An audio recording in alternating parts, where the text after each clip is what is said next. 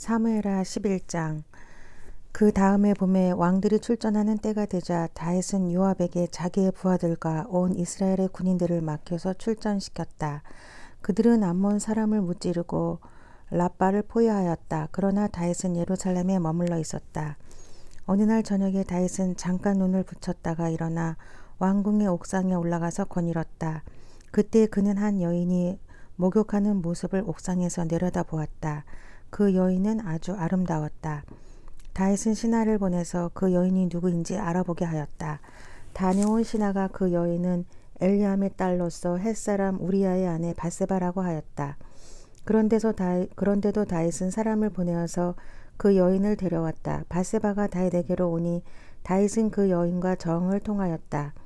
그 여인은 마침 부정한 몸을 깨끗하게 씻고 난 다음이었다. 그런 다음에 바세바는 다시 자기의 집으로 돌아갔다. 얼마 뒤에 그 여인은 자기가 임신한 것을 알고 다윗에게 사람을 보내서 자기가 임신하였다는 사실을 알렸다. 다윗이 그 소식을 듣고는 요압에게 전가를 보내서 햇사람 우리야를 왕궁으로 보내게 하였다. 요압이 우리야를 다윗에게 보내니 우리야가 다윗에게로 왔다. 다윗은 요압의 안부와 군인들의 안부를 묻고 싸움터의 형편도 물었다. 그런 다음에 다윗은 우리야에게 말하였다. 이제 그대의 집으로 내려가서 목욕을 하고 쉬어라. 우리야가 어전으로 물러가니 왕은 먹을 것을 함께 딸려서 보냈다. 그러나 우리야는 자기 상전의 종들과 함께 대궐 문간에 누워서 자고 자기 집으로는 내려가지 않았다. 다윗은 우리야가 자기 집으로 내려가지 않았다는 말을 듣고 원정길에서 돌아왔는데 왜 집으로 내려가지 않았는지 우리야에게 물었다. 우리야가 다윗에게 대답하였다. 언약궤와 이스라엘과 유다가 모두 장막을 치고 지내며 저의 상관이신 요한 장군과 임금님의 모든 신하가 벌판에서 진을 치고 있습니다.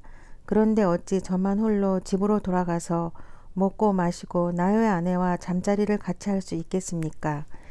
임금님이 확실히 살아계신과 또 임금님의 생명을 걸고 맹세합니다.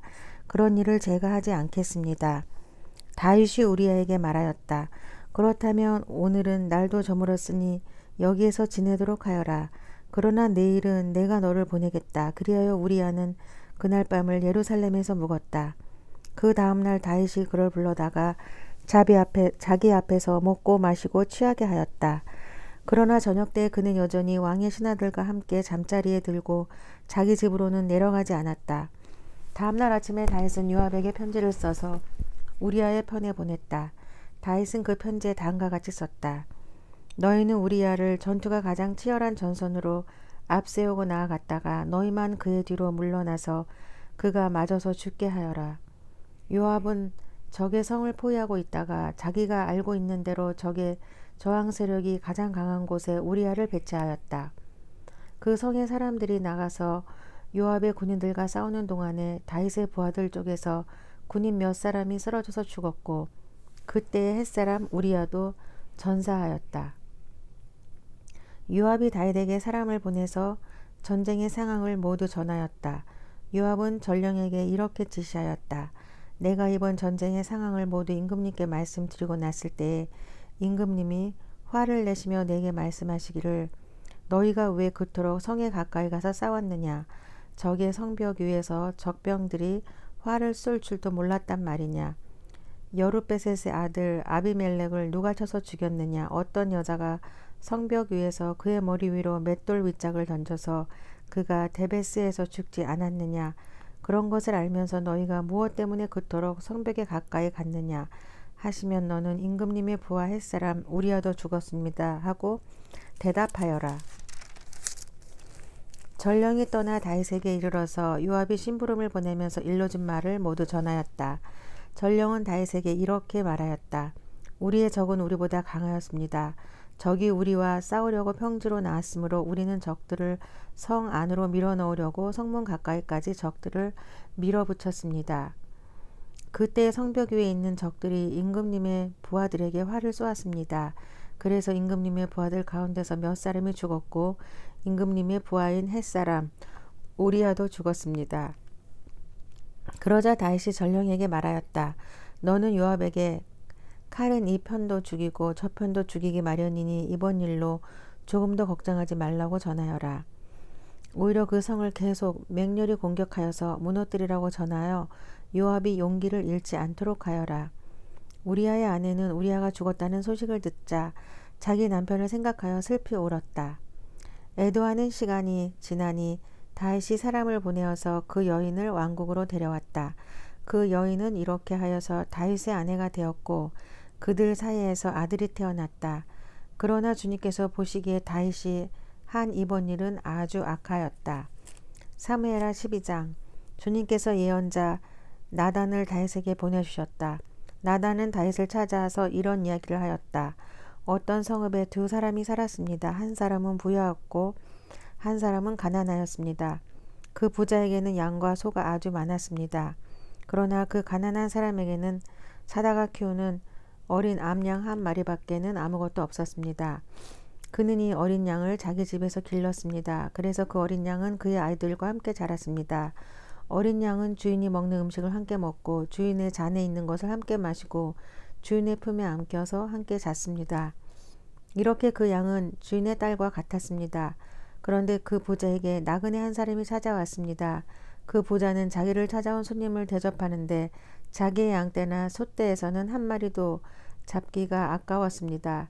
그래서 그는 그 가난한 사람의 어린 양을 빼앗아다가 자기를 찾아온 사람에게 대접하였습니다.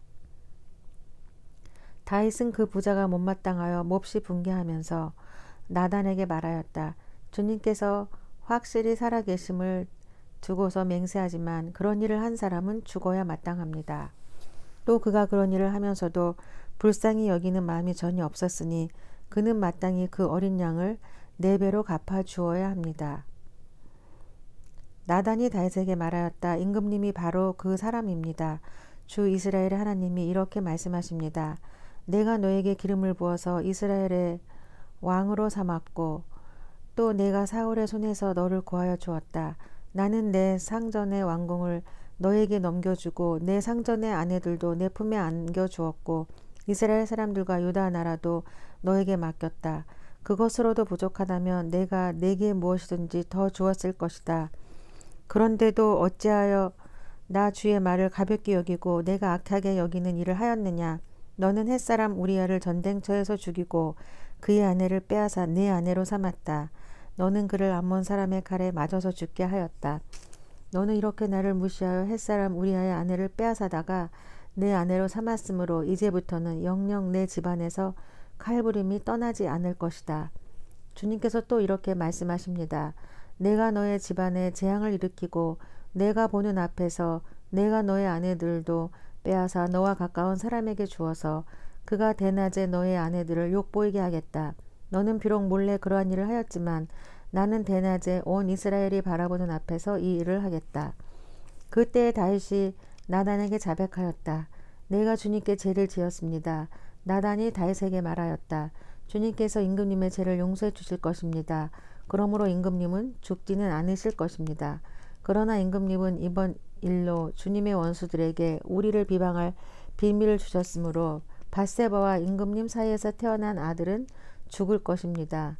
나단이 자기 집으로 돌아갔다. 주님께서 우리아의 아내와 다윗 사이에서 태어난 아이를 치시니 그 아이가 몹시 앓았다. 그 어린 아이를 살리려고 하나님께 간절히 기도를 드리면서 금식하였다. 그는 왕궁으로 돌아와서도 밤을 새웠으며 맨 땅에 누워서 잠을 잤다. 다윗 왕궁에 있는 늙은 신하들이 그에게로 가까이 가서 그를 땅바닥에서 일으켜 세우려고 하였으나 그는 일어나려고 하지도 않고 또 그들과 함께 음식을 먹으려고도 하지 않았다. 그러다가 일흘째 되는 날에 그 아이가 죽었다. 그러나 다윗의 신하들은 아이가 죽었다는 것을 다윗에게 알리기를 두려워하였다.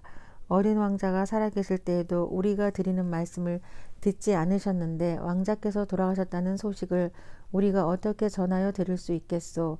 그런 소식은 임금님의 몸에 해로울지도 모르오. 그러나 다윗은 신하들이 서로 수군거리는 것을 보고서 아이가 죽은 줄 짐작하고 신하들에게 아이가 죽었느냐 하고 물었다. 신하들이 대답하였다. 돌아가셨습니다. 그러자 다윗은 땅바닥에서 일어나서 목욕을 하고 몸에 기름을 바르고 옷을 갈아입은 뒤에 성전으로 들어가서 주님께 경배하였다. 그는 왕궁으로 돌아오자 음식을 차려오게 하여서 먹었다. 신하들이 다윗에게 물었다. 왕자가 살아계실 때에는 임금님께서 식음을 전폐하고 슬퍼하시더니 이제 왕자가 돌아가시자 임금님께서 일어나셔서 음식을 드시니 이것이 어떻게 된 일입니까? 다윗이 대답하였다.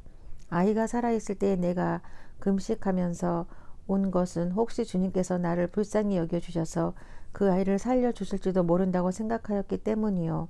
그러나 이제는 그 아이가 죽었는데 무엇 때문에 내가 계속 금식하겠소? 내가 그를 다시 돌아오게 할 수가 있겠소? 나는 그에게로 갈 수 있지만 그는 나에게로 올 수가 없소. 그 뒤에 다윗이 자기의 아내 바세바를 위로하고 동침하니 그 여인이 아들을 낳았다. 다윗이 그의 이름을 솔로몬이라고 하였다. 주님께서도 그 아이를 사랑해 주셔서 예언자 나단을 보내셔서 주님께서 사랑하신다는 뜻으로 그의 이름을 여디디아라고 부르게 하였다.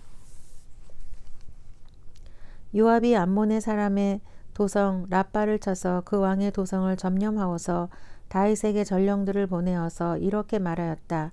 제가 라빠를 치고 도성으로 들어가는 급수 지역을 점령하였습니다. 이제 임금님께서 남은 군인들을 불러 모아서 이 도성을 공격할 진을 치시고 이 도성을 직접 점령하시기 바랍니다.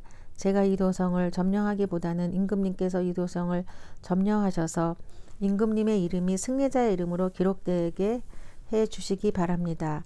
다윗이 모든 군인을 불러 모으고 라빠로 가서 그 도성을 쳐서 점령하였다. 그는 암몬 왕의 머리에서 금관을 벗겨왔는데 그 무게가 금 1달란트나 나갔고 금관에는 보석이 박혀 있었다. 다윗은 그 금관을 가져다가 자기가 썼다.